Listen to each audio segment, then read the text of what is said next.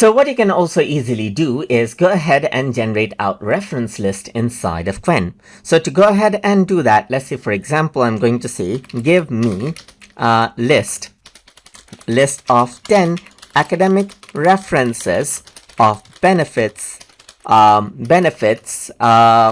for learning animation as an educator. Let's say for example right here. So now if I were to actually go ahead and do that, it'll actually go ahead and give me some academic references right here, like visual literacy right here, and you can see that it gives me the contents of it, like whether it is a book or something. Then you can see that it actually goes ahead and gives me references for that right here. I set 10 references, so it gives me 10 references, as you can see right here.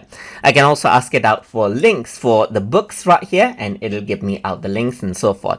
So let's say I want these references in a certain format. Let's say, for example, I'm going to go around and say, give me these references in Harvard referencing format. Let's say for example right here.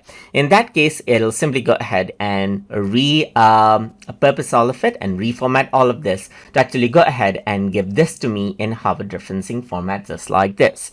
So that is how you can go ahead and generate out reference list as needed inside of Qwen. So I hope you guys learned something as always. And as always, please like, comment, share, and subscribe.